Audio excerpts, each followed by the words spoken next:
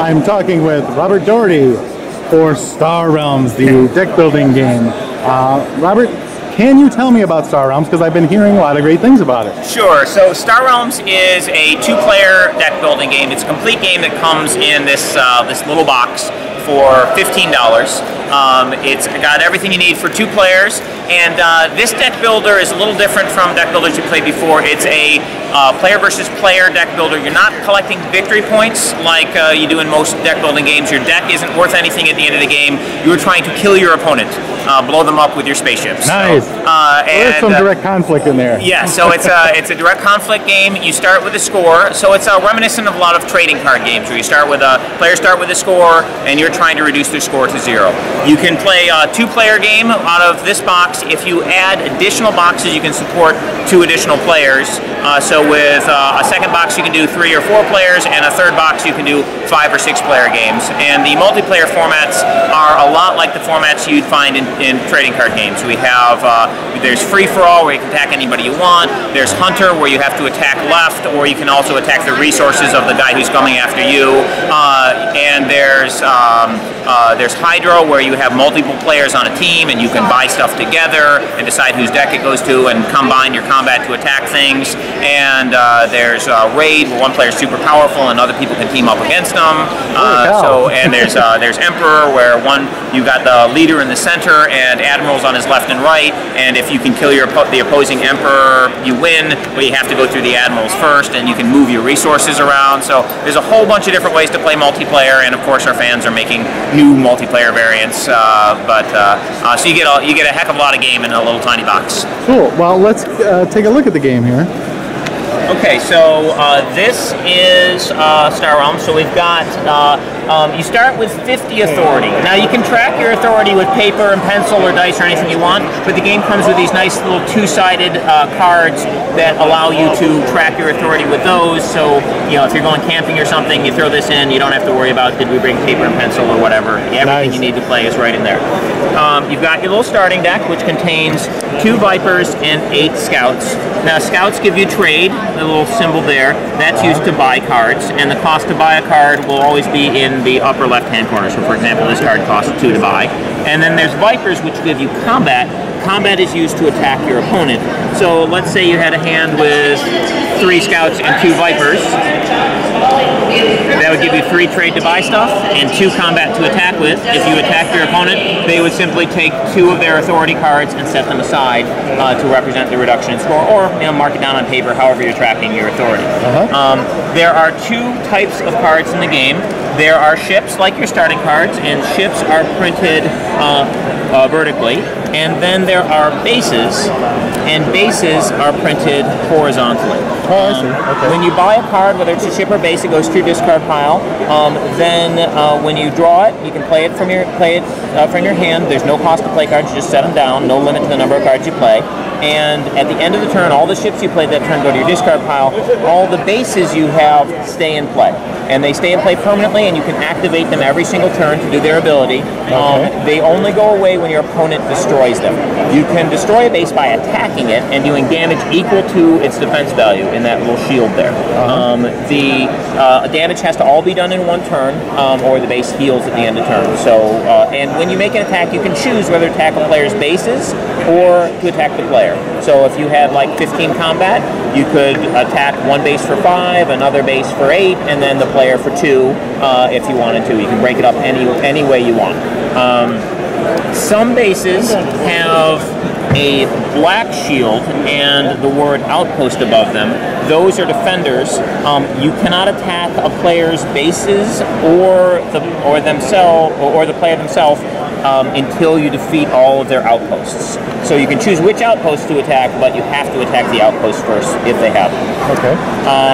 There are cards have a main ability, which will be in the text box with nothing over on the left. It just lists abilities, and if it's a ship, when you play them, you do all the things there, or if it's a base, when you activate it, you do what's there. Now, if it's listing multiple things, you do all of them unless there's the word "or," in which case you choose which of those things to do. A lot of cards in the game have ally abilities. There are 4 factions in the game. There's the blue, the green, the red, and the yellow. These it's Trade Federation, Blob, Star Empire, Star Empire, and Machine Cult, and all of them have a faction symbol.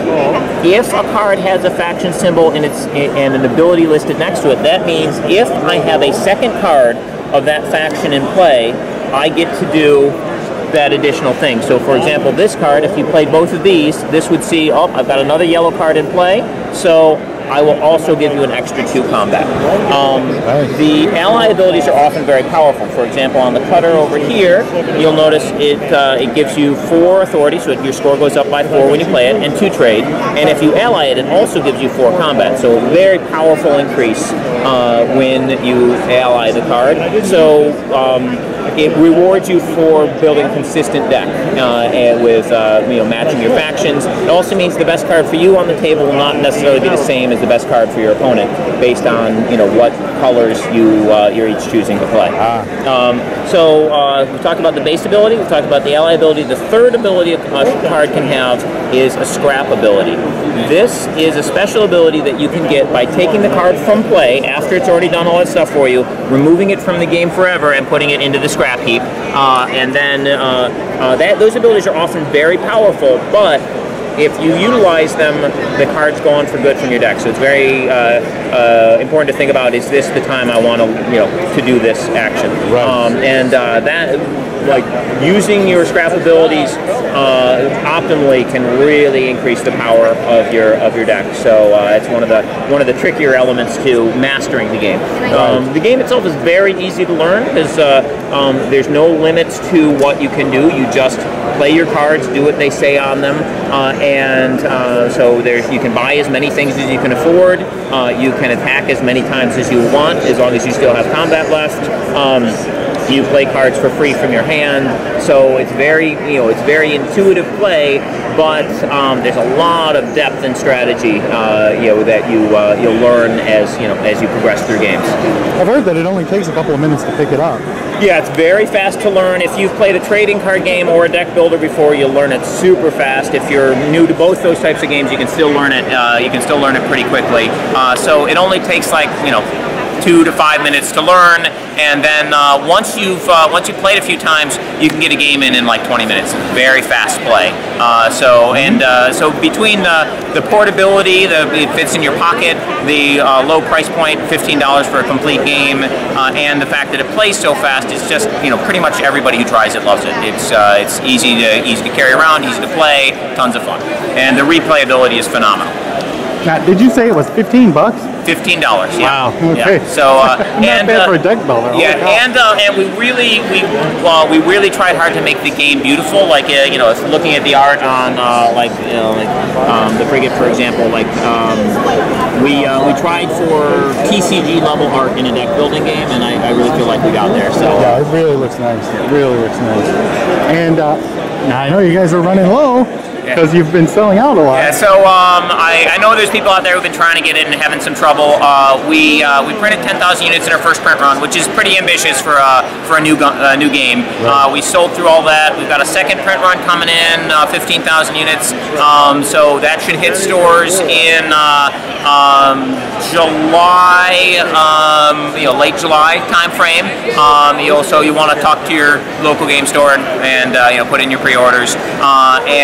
And then we've got a third printing has already been ordered, so we're doing the best we can to keep ahead of the game. But they've been going quick. So nice. Yeah. Rob, thanks a lot for taking a couple of minutes to talk to me. Thank you.